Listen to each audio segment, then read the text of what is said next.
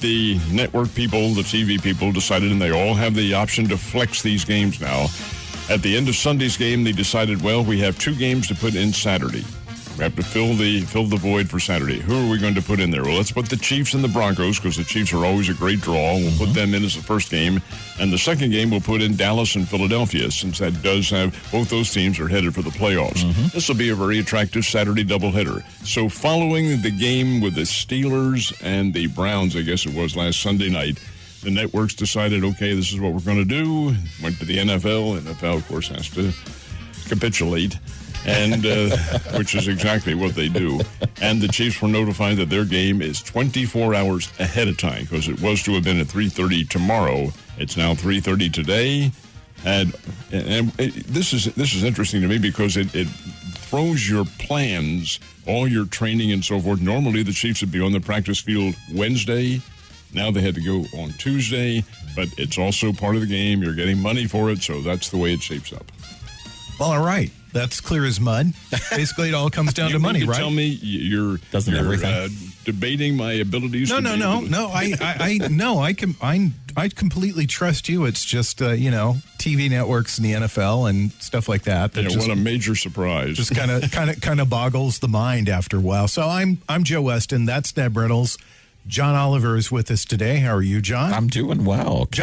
John is Mr. Right today. John is completely right. He picked the game right last week, and I guess that's where we're going to start unpacking things at, besides this game being on Saturday rather than Sunday, is let's talk a little bit about the Chiefs and the Bengals. I don't think there's the Chiefs and Bengals. Yep. I was going to say I don't think there's any way the Chiefs lose today. Chiefs-Bengals game was one that I think Kansas City let get away. There was also some help if you're critical of the officiating, because there were things of which to be critical in that ball game. Did it cost them? Well, you can look at it several ways. What really cost them was their defensive backfield. They didn't play well at all. Joe Burrow had a huge day. Jamar Chase was utterly incredible. 11 catches. Therein lies the problem right there, the D-backs. But Cincinnati's also a pretty good team. They're flying under the radar, gang. They may not make it this year. They'll make the playoffs this year, but they may not make it into championship contention. But by the same token, watch out, because this is a ball club that's coming on. Yeah, I can't agree more, Ned. And, I hate to be right from last week, but that's just the gut feeling I had from watching Cincinnati this year. Joe, you had brought up that they'd lost some pretty bad teams, and I really think they play up to the challenge right now. They're young. They want to be world beaters. I mentioned Jamar Chase last week. He had an historic day. Just amazing speed, made a couple of catches that he had no business getting the yards after catch after. Joe Burrow's a phenomenal quarterback. He's going to be in this league a long time. He's going to probably break a lot of records. Chase is only a few yards away during this week of breaking the all-time rookie yardage record. So, you think back, Rice didn't do it, Moss didn't do it. This kid's pretty talented. And then don't forget about Joe Mixon. He only had about 50 yards last week, but he's such a weapon that the Chiefs have to divert attention to. That opens up that receiving core and gives, Burrow time to see if they can find them. I was talking to Mike, the intern, and he said that on Sunday that he and his wife were kind of like, you know what, let's halftime, let's go out. The Chiefs got this one. And then, then he thought maybe I should just stick around and watch the end of this. And the Chiefs pretty much just ran up and down the field the first half of that game. They did. I felt like, and this goes back to Steve Spagnuolo, who, right or wrong, a lot of criticism lands on his plate. Mm-hmm. I felt like they did not adjust at all in the second half to these big plays. They didn't, it's kind of like, hey, we're going to do this, period.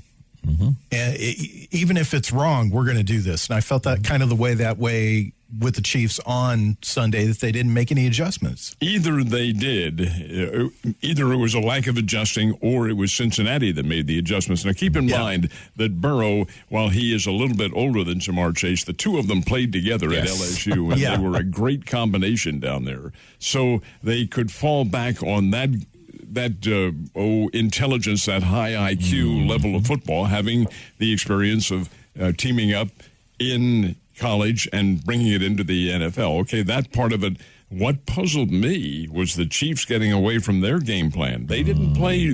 Their offense was stagnant compared to what it had in the first half, and maybe that was a defensive change on the part of the Bengals. That I do not know, but I do know, and so did everybody else. It was 28-14 at one time in the ball game at halftime.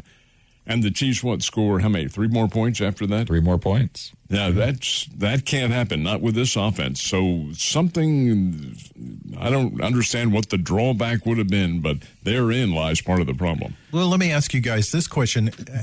I know my answer, but let's hear yours. Any cause for concern? Well, anytime you lose, there's a cause for concern, yes. In the playoffs, there's no cause for concern today. There isn't any way that the Chiefs lose to Denver.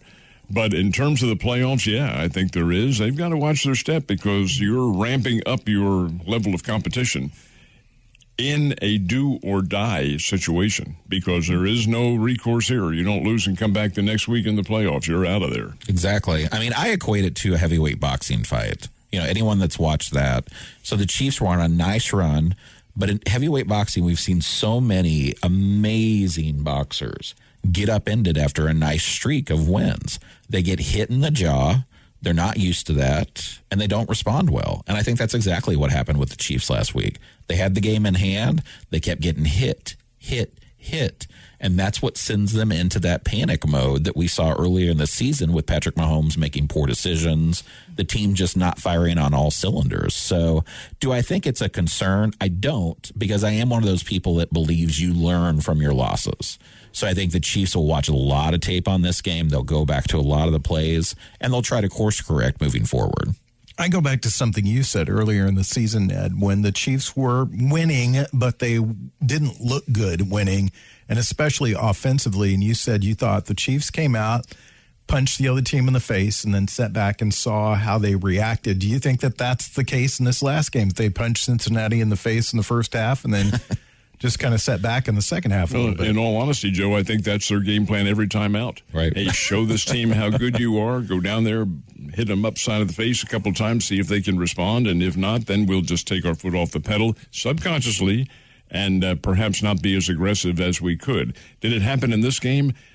Possibly. It was 28-14 halftime, and here's Kansas City coasting away. But they didn't really have, in my opinion, any reason to do that, to take their foot off the pedal, because this team could score and will be able to score. You've got to be able to keep up with these ball clubs. Kansas City's defense did show some improvement in the latter part of the season. There is no arguing that point. My argument, my criticism of that is that take a look at their schedule, and they were playing a much it's pro football, anybody can win, but the level of strength of these teams was ramped down quite a bit as opposed to the more powerful teams they were playing in the early going. Well, John, what do you think? I was impressed with the Bengals. I said last week, roll back the tape, eat my own words. I do that about every week. They are delicious, by the way.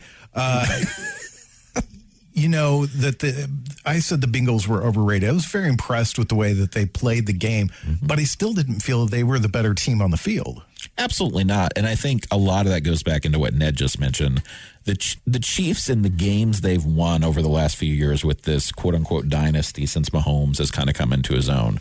When you look back at the playoff scores, these aren't 47-3 games.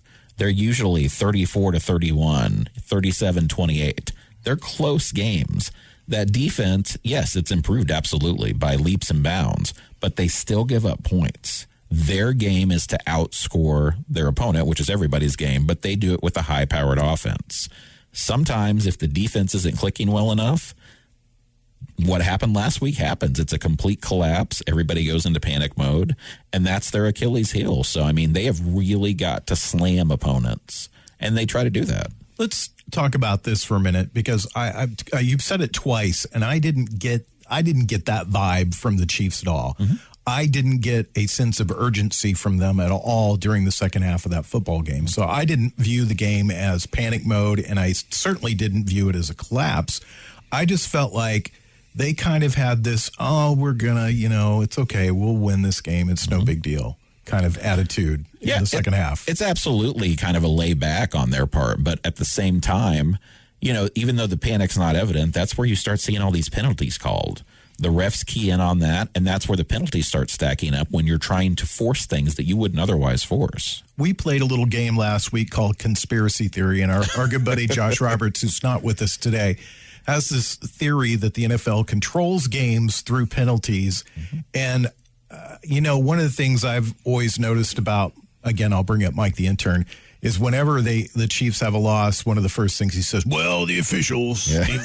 But I felt like, and Tony Romo even made a comment a couple of times about some phantom calls that were made out there in the field. Your thoughts, Ned? Well, I'm going to debate the conspiracy. I can't imagine that is dictated by any higher authority in pro sports. Yes, the officials' calls can. Are they phantom calls? Maybe to us they are, but to the officials on the field, I really have full confidence that every one of them is capable and calls what he or she sees. Mm-hmm. Now, do they actually see it? There's a reason that you could debate that and say, well, we'll just take a look at a replay here on plays that you can go to the instant replay. But again, in terms of controlling a game, no, I just do not buy that theory. I can't imagine that can go on with today's media as focused as they are on covering these and as intense as they are. I don't want to believe that, and I don't think it does happen. But in terms of controlling a game, not from a physical standpoint, no, but yeah, from an intangible, yes. Well, I'll ask both you guys this question, and conspiracy theory aside, let's just put that all on the shelf because that's not really what I'm talking about. But the Chiefs seem to have trouble against officiating crews that are particularly honed in on pass interference calls. Absolutely. And you saw that in the Super Bowl. And you saw that yesterday too, last week too, that there were a lot of penalties called, and I'm not going to be a homer here, but there were 2 or 3 that were ticky-tack fouls that I felt, and even Tony Romo and Jim Nantz, who did the game, they loved the Bengals. I mean, it made it very obvious for 60 minutes who their favorite team was in that game. Mm-hmm. But a couple of times they stopped and commented, I don't really see a foul in that play at all. Mm-hmm. So your thoughts on that? Again, in retrospect, sure, you can say that. And the commentators, keep in mind, Joe, they're paid to be doing that, to be making comments like that. Do they actually feel like that's happening? Probably not. But, yeah, when your paycheck involves your personal opinion on something, then you are going to hear comments of that nature. There were, yes, questionable calls, but we're looking at it from a different angle altogether. We're looking at it as fans. And who are the ones who complain about the officiating? I'm not pointing my fingers at anybody, but it's the losing team. Yes. Always the losers. You can always find something and some reason. Again, I'm going to go back to what I said. I think the games are honestly officiated. I don't think there's anybody controlling anything at all, but there is a difference in philosophies with different crews, and after all, they're human beings, and they are making judgments that may be different from somebody else. Well, Joe Burrow said after the game that he felt the Bengals got the benefit of a few calls. Absolutely, they did. And this goes back to what I mentioned during the conspiracy conversation last week. I don't think officials are paid or told for certain outcomes. I think what happens is they are human, and from a psychological standpoint, humans get caught up in excitement whether they try to or not. And in this game, you had Burrow going off at a certain point and Jamar Chase. Those referees realize that could be an absolutely historical game, and they get caught up on that sometimes. So some of those pass interference calls against, the Chiefs on Chase, some of the calls against the Chiefs on Burrow, those calls can be slanted by just getting caught up in the moment. And I think that's what happens more often than anything else. I'm going to offer one more comment, too, and I've said this for the last several years. Football, not just the NFL, but football all the way through, from high school, college, NFL, needs to make a universal rule on what is pass interference. Right now, it's subjective. You have an umpire or a defensive, line judge or whatever, who has a different interpretation of what it should be. There needs to be one universal one. Either that or do away with the penalty altogether. Do away with it. Let guys grab each other and so forth and so on. You're not going to have any penalties. You're also not going to have a whole hell of a lot of scoring either. But by the same token, the way they have it now, there's too much at stake, and especially the NFL where it's a spot foul. It is not in college. It's a 15-yard penalty. Yes. Well, that's one point that I wanted to bring up, too, is that it is a spot foul, and you'll see teams throw up the ball knowing that probably not a hope in hell if they just want to get it in the neighborhood so that hopefully they can get a penalty at that moment and move the ball down the field 30 yards. So I'd like to see that taken away, and I'd also agree with you. I don't think you can define it down to the letter of the law because it is a subjective thing. What kept that person from catching the football? I mean, a lot of times you're seeing a lot of defenders nowadays with that hook on the back side that as they go by, they pull the guy so he kind of turns away from the ball. And I know that's something they watch. I think where I agree with you guys but disagree with you is I think that there's some games that the NFL probably has mandated before the game starts. This is something I want you to focus on in this game today. Comes down from the NFL and says, hey, take a look at this guy. We've watched him during this week or whatever, and we would like you to take a look at it. And we can't speak to how those decisions are made because we don't know because behind the doors of the NFL is very secretive. And so I would suspect, Joe, that if there is some consistent agreement from coaches around the league, and they do listen, the NFL listens to the coaches, that that's a such and so, hey, at number 38 on the Packers, for instance, he's doing this all the time. And if the flood of complaints come in, well, yeah, maybe that might happen, but not in terms of you're going to call the game this way or that way, you're going to look closely. No, I cannot think that is the case. I think the only reason that I wanted to talk about that a little bit, again, I don't subscribe to the conspiracy theory of all of it, but I do think that there were probably 3 calls that could have affected the outcome of that game, and they were more or less phantom calls. I agree with you, Joe, and here's the thing. I don't think people equate pass interference to what it is in other sports. In baseball, the strike zone can change a game completely. It's a subjective call. Yeah. In the NBA, personal fouls are completely subjective. In the NFL, this is their, weird phantom zone where it's not consistent on pass interference, and it's really totally subjective. So, well, it's I think the big thing too is it's not consistent how crew to crew how they call it. I mean, there's some crews that are very, very tight, and there are other crews that are let them play. Yep, let them play, and you see you get penalties like we did in the playoffs a couple of years ago where you didn't see a penalty called and totally should have been called, and then you see things where he touched his shoulder pad while he was diving for a ball that he didn't have a chance at in hell. That's precisely why I say it needs to be a universal call that is right there, concrete, a tangible piece of evidence right there that it's not just the hooking. That's part of defense. Come on, people. That's a great defensive move. My God, if your defensive back can keep up with some receiver who runs a 9.7 100, more power to him. Why penalize him? Come on, it is not right. They've got to change it. Yeah, well, the Bengals played a very good second half of football. Their offense was nearly unstoppable. I think they scored every time that they had the ball. And then defensively, the Chiefs looked out of sync in the second half, and whether that's the Bengals doing what they needed to do or whether it was the Chiefs taking their foot off the gas, who's to say? It's probably a combination of both. My answer to the question that I asked about 10 minutes ago was, I don't think that there's anything to be concerned about. I think while the Chiefs wanted to win that game and should have won that game, and there's so many reasons for them to have won that game, I didn't sense any urgency from them. That could be. That could be. They may, after all, keep in mind now this team is playing 17 games in a season. That's an all-time record number, and it's going to continue that way. They don't know how to pace themselves, but then again, Joe, nobody else does either. Right. Well, it's all a new field. One of the things that we talked about last week, or that we've talked about over the last couple of weeks, is the depth that the Chiefs had, and that got put to the test, immediately, because Orlando Brown Jr. went out of the game. Before the game even started, he had a calf injury. And then they lost Lucas Niang very early in the game. So maybe there was a sense with the Chiefs, let's try to get out of here healthy. Because early in that game, it was very physical. Mm-hmm. That game was very physical. So we'll see. We'll see what happens. We'll see how they play against the Denver Broncos today. Yeah, we'll talk about the Chiefs and the Broncos when we come back. We're about 40 minutes away from the start of the pregame show right here on 104.7 The Cave.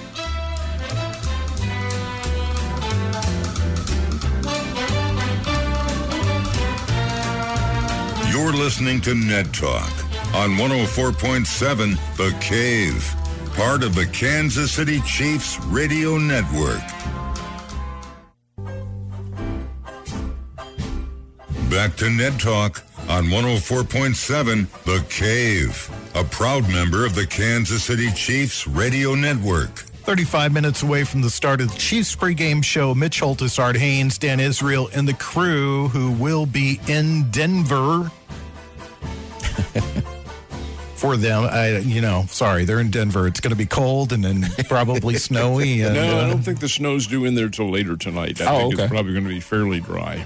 Okay. Well, anyway. I sound like a weatherman. Our weatherman, Ned Reynolds, tells us that there will not be snow. Let's talk about this game today. Broncos obviously do not have anything to play for. They're the only team in the AFC West who does not have anything to play for today. There's a thing called pride. Mm-hmm. But we also know how that works, too, that sometimes guys are a little checked out at this part of the season, and there's probably a lot of people sitting around going, you know what, I just want to get out of this game healthy so I can pick up my paycheck for next year. What do you think, Ned? Any chance, any fear here? No. We've talked about this all season long. It is the NFL, and these are highly paid professional athletes. Anything can happen. But not in today's case. I can't imagine any scenario in which the Chiefs lose this game or that the game is even close. They being the Denver Broncos are playing with Drew Lock as their quarterback, and Lock at Mizzou was a fine player, but he struggled and has the Denver team on offense. Their defense is not too bad, but offensively, even though they have Melvin Gordon and some of these other people back there, and a tight end by the name of Fant, who is very good. Yes. But they're not in the ballpark with the Chiefs, and I wonder how many other teams are. I've said it all along. I feel like Kansas City's the best team in the NFL. Doesn't mean they're going to win every time out, but man for man and depth for depth, I think they have the best team. Nonetheless, I think Kansas City wins this one rather comfortably today. I never want to bet on a sure thing, but this is about as close to a sure thing as I think I can remember in recent memory. You know, some teams like the Jets and Lions, they've been playing a lot better. They're young. Coaches are getting through to them. Denver is in a state of transition, and if that's, news to anyone, I don't think you've been paying attention. Bridgewater's out. They're looking for the QB of the future. I don't think they think it's Drew Lock. And then, Von Miller left this team. Patrick Surtain's been injured. It's been an up and down year. There was a point where they looked like they would be a good, solid playoff team around midseason, and it's just fallen apart. Yeah, we had a good friend Kevin on a little bit earlier, and he was talking about how they played kind of up and down all year long. And he also mentioned, too, that they probably have their sights set on the next quarterback, and somebody that's, I think, probably everybody in Denver would like to see there is Russell Wilson. Absolutely. Or possibly even our good friend over in Green Bay might be a good place for him to land if he's looking to get out of his contract or he's done with his contract and just go somewhere else. Well, you might remember that when the controversy ensued during this past summer, they being the Broncos, were one of the teams that was mentioned in all the reports about the possibility that Rodgers might be holding some level of negotiations with them. Didn't turn out to be the case, but then again, Rodgers has now been given permission to seek his own team at the end of this season, whenever that might be, and it probably not going to be till after the Super Bowl because they're pretty good. Green Bay's the number one team in the NFC. But over and above that, yeah, Denver could be a good place for him, although do you want to put that much credibility in a quarterback who will be 38 years old next year and who is accustomed to winning and probably isn't going to right away? There's so many mental factors to figure into that. Well, and on top of that, I mean, when you look at the coaching situation in Denver, that's anything but stable. I would classify them as having a lame duck coach at this point. And I think that regime's going to be turned over. So it's going to be a rebuilding year for the Broncos next year, at least for that entire season. Let me ask both of you this. The Chiefs are playing for the number 1 seed.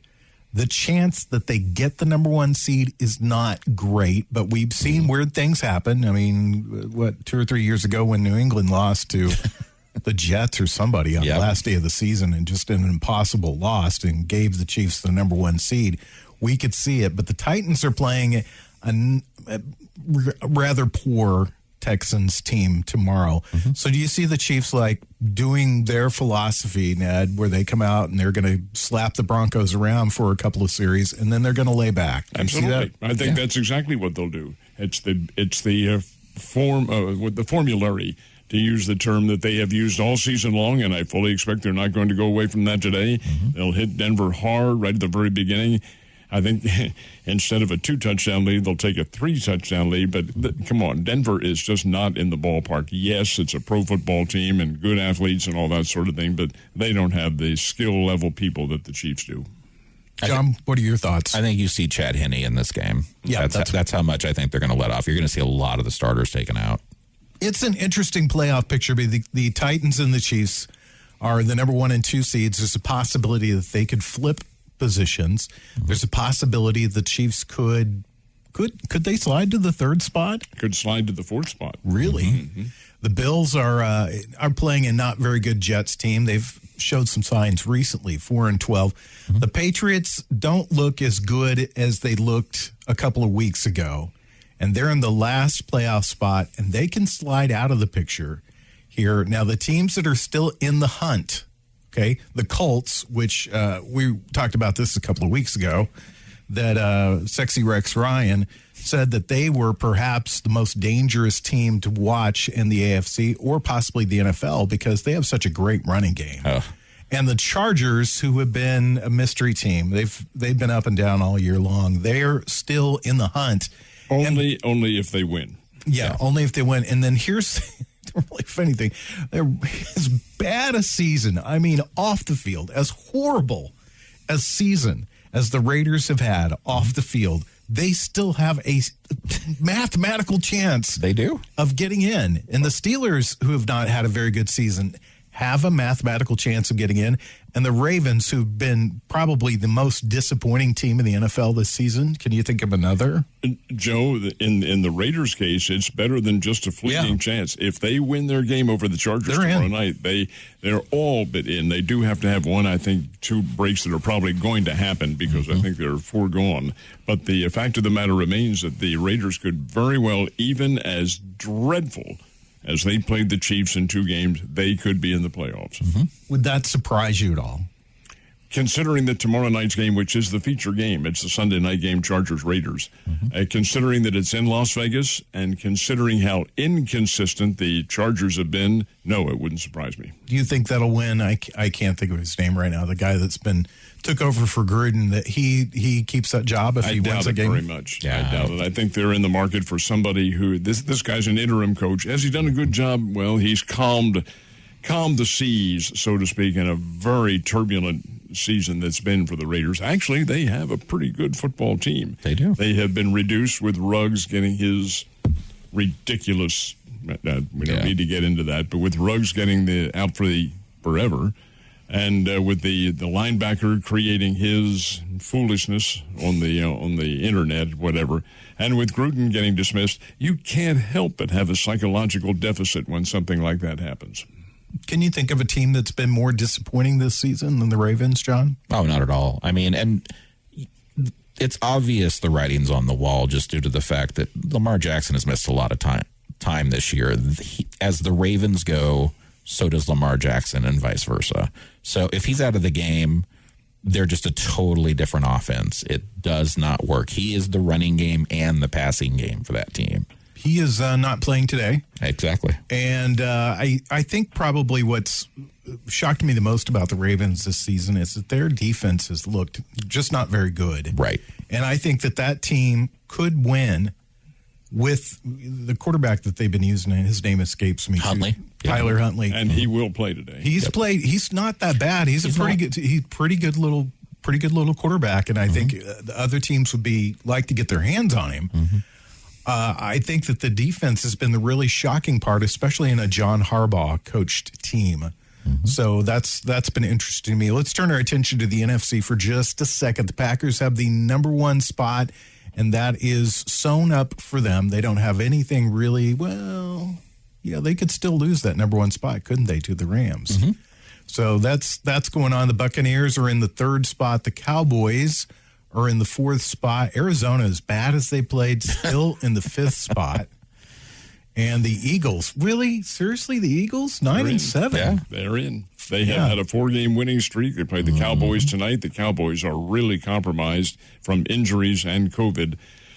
Philadelphia will go in as a very slight favorite in this ball game tonight. If you're looking for batteries in the city of Philadelphia, they're out right now, by the way. I just thought I'd pass that along to you. And it looks like really there's only one team in the hunt, and that's the 49ers. The Saints are on the bubble. But it's a real interesting playoff picture that a lot's going to be decided over the next couple of days. And as far as the Chiefs go, they just want to attack this one down, keep everybody healthy, and then move on into the first round of the playoffs, actually the bye round of the playoffs. So we'll talk. We've been playing games to fill out our 3rd segment. We're going to do the Netties. We're going to give away Ned Reynolds awards for things this year. And we're going to start out with our dumbest player in all of sports. That's next, right here on 104.7 The Cave.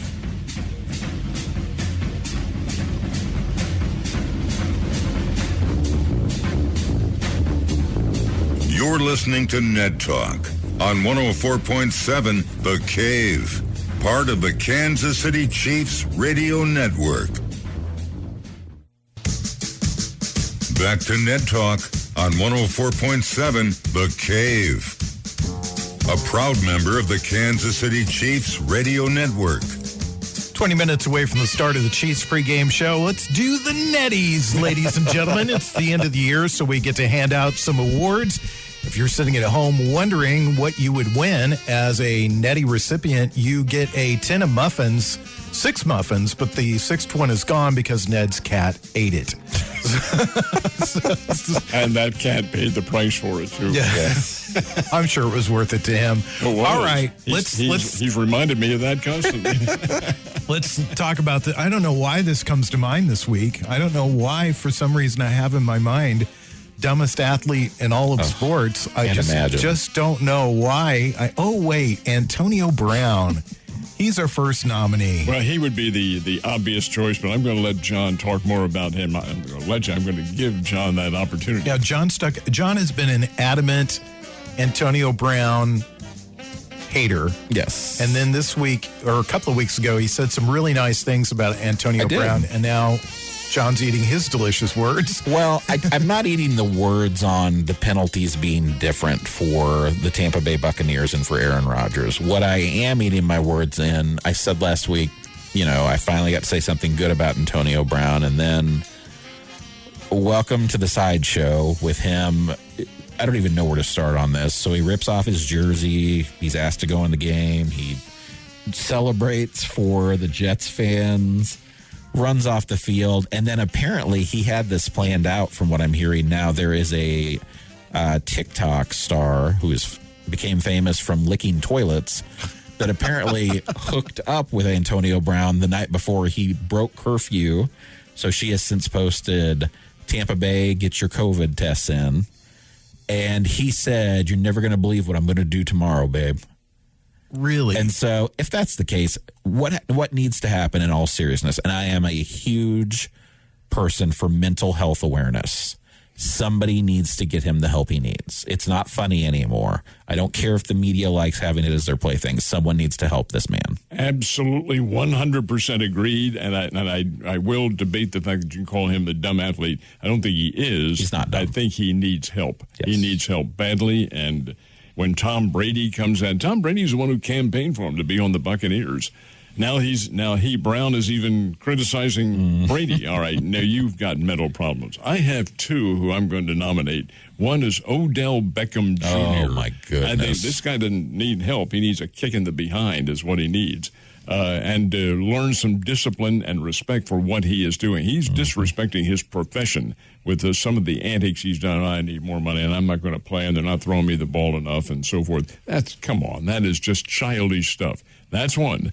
My other one, guys, is Novak Djokovic. Oh my yeah, I gosh. saw that story today. Yes. Novak Djokovic knew fully well, he's changed the story now, he said he had COVID, so he was given permission to, this is rubbish.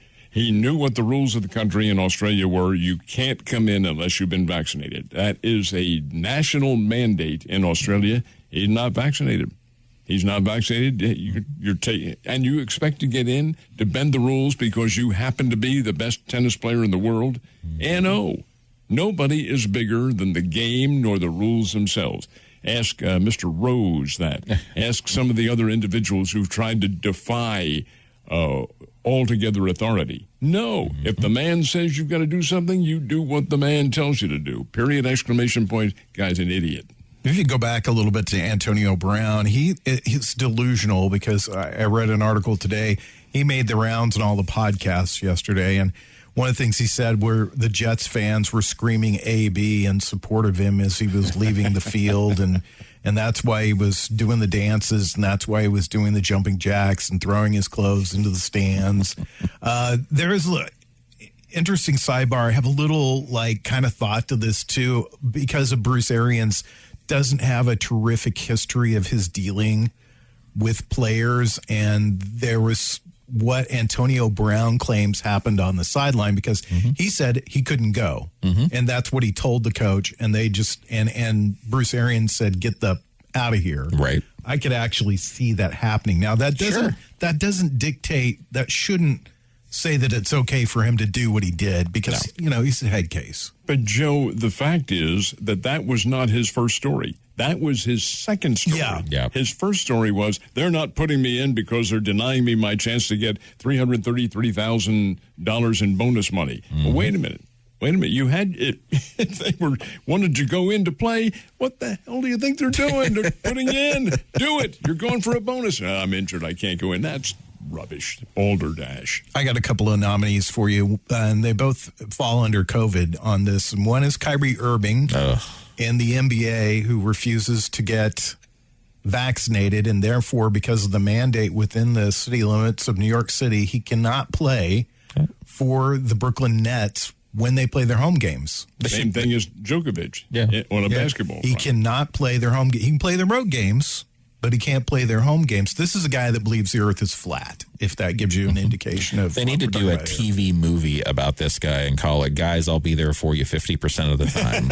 Yeah. Well, and also going into that category was Kirk Cousins, because they had a shot at making the playoffs, and, just not going to get vaccinated. So, therefore, when the team needs me, I won't be there. That's what all of athletics is about. And, all the guys in the Nets, I read there were comments, and they're all saying the right things at this point. But, when they win easy on the road and then they go home and they get beat easy because one guy's not there. And I'm sure there's a lot of grumblings in that Vikings locker room over Kirk Cousins not being there, too. And he's not going to be warmly welcomed wherever he goes after this season. So those are a couple of my nominees. John, do you have anybody to throw in the ring here for this one? I'm going to throw in one that's not one of the major sports. I've got to put Jake Paul on that list. I mean, this guy, Ned and I have talked about, he trains with BJ Flores, which I have a ton of respect for BJ. I know him. He's a fantastic boxer, great boxing mind. What he's doing in the attempt to become a YouTuber gone boxer is ludicrous. Everybody talks about these knockouts, like with Tyron Woodley a few weeks ago. Guys, Tyron Woodley looked like he couldn't even do a 40-yard dash and make it to the end.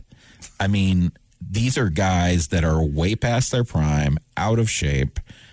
Granted, he's knocking them out, but this is going to end badly for him. He is going to end up in a wheelchair when he finally decides to fight someone of the ilk of Deontay Wilder, Tyson Fury, someone like that. And John is 100% correct. These are nobodies who he is fighting. They're not individuals who even know the skills of boxing. Right. And BJ has, I think, placed the rudimentary levels of boxing with Paul.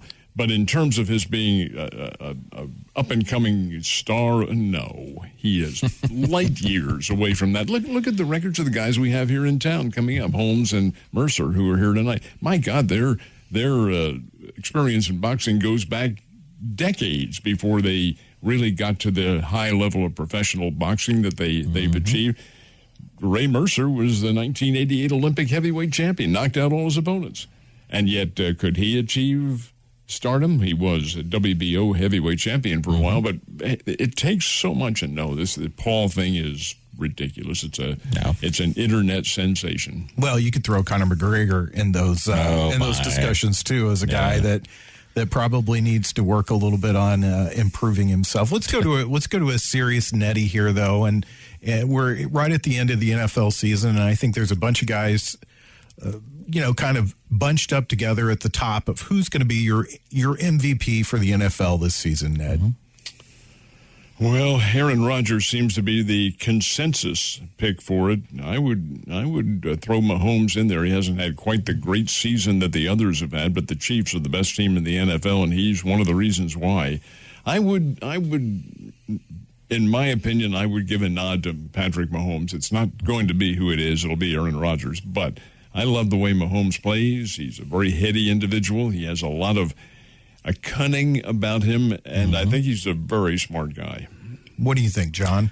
I'm going to go with my dark horse candidate here. I don't expect him to win, but Jonathan Taylor, the running back for the Colts, is having a supreme year, and he had a not too shabby one over 1,000 yards last year. He's having Derrick Henry-like production, and honestly, he has carried the Colts to this playoff spot that they have the opportunity to maybe get in.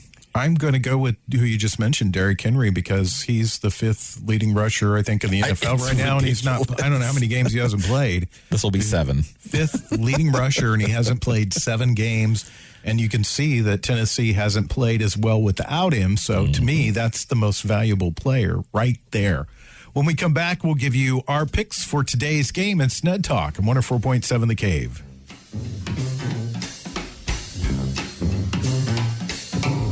You're listening to Ned Talk on 104.7 The Cave, part of the Kansas City Chiefs radio network.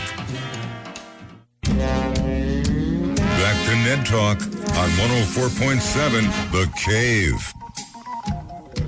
A proud member of the Kansas City Chiefs radio network. About 5 minutes away from the start of the pregame show right here on 104.7 The Cave with Mitch Schultes, Art Haynes, Dan Israel. I forgot to ask you guys, when you're traveling to Houston to watch the Rockets play, are you going to purchase one of their hot dogs that includes bacon, mac and cheese, and cereal? What is the cereal? That's the first question. The answer is no. That is the best answer that I've heard in a long time. I'll tell you a story about a really great answer I heard the other day, too, to a question. About that one? Well, no. Different thing completely, but not for on-air sort of thing. Oh, okay. All right, let's do our picks for today's game. What do you think, Ned? What do you think we're going to see in this game? Same formula, that we've seen the Chiefs all season long. They'll go out and slap the Denver Broncos up the side of the head a couple times, get a lead on them, preferably a 3-touchdown lead this time, maybe get up 21-0, and then go ahead and win the game, I'll say 34-10. 34-10. Yeah, I think they dominate this game completely. What do you think, John? I've had a hard time picking this one, but in my mind, I think they're going to take the gas off a little earlier than expected. So I'm picking this one at 24-7. Fruit Loops would be the answer to the question. No, I don't want to hear the No. There's a picture of it right there, and let me tell you, I'm a little queasy I looking at value him my right now. cardiac health. No. Yeah, well, I haven't done very well at picking games lately. I had a good start to the season, but as it's progressed, I've gone back to my norm of poorly picking football games. So if you want a winner in a fantasy football league, put me in because I will finish last. I'm horrible at this stuff. So 24-10. I think it will be a fairly low. Do you know the over under in the game today? No, I do not. Point spread, I do. It's the Chiefs by 10.5, but I haven't seen it over and under. Yeah, it would help if we all came prepared, but we didn't. So I think it'll be a fairly low scoring game because I don't think that the Broncos will do much offensively, and I don't think the Chiefs will have to do much offensively. I agree with John that we'll see Chad Henne probably in the second half. I think we're going to see a lot of Derek Gore, which does not bother me because I think he's a terrific running back. I think he's got a big future. I want them really to keep Darren Williams healthy. I really want to see them keep Travis Kelce and Tyreek Hill and Patrick Mahomes and all that offensive line as healthy as they possibly can. And as far as injuries go, the Chiefs look pretty good going into the game today. I mean, obviously they lost Lucas Niang last week. He is out for the season. But he was replacing last week Orlando Brown Jr., who is back in the lineup. And I don't think they really have anybody out on the COVID list. Edward Solaire is, of course, he is out because of a shoulder problem, and he could play. It's just they don't want to compromise him at all for the playoffs, which is perfectly understandable. No, their COVID situation, Kelce and all those guys, they are back. Do throw out one congratulations. Let's hear it for the Missouri Valley Conference. This is the 9th championship now for North Dakota State University. They just blasted Montana State 38-10. And they are a really, really good program. And thankfully, Bobby Petrino and the Bears don't have to play them next year. They're not on the schedule. Thank you. But as you pointed out when you sat down here, that's a team that Missouri State had in their crosshairs, and they had them beat. And let it get away. And they let them get away. So that tells you how close the Bears are there. I think they're right there. I think they're right there, and I think you'll see that next year with a very good football team. The schedule works very much in their favor. They open up on the road at Central Arkansas, which is a good opening round opponent. Their first home game, and there's a debate as to when it's going to be played. I can't talk a little bit about that, but it's Tennessee Martin. That should be pretty exciting. Yeah. It will be. Well, get set for Chiefs action. It's coming your way this afternoon right here on 104.7 The Cave. 3:25 kickoff. The pregame show starts in less than a minute.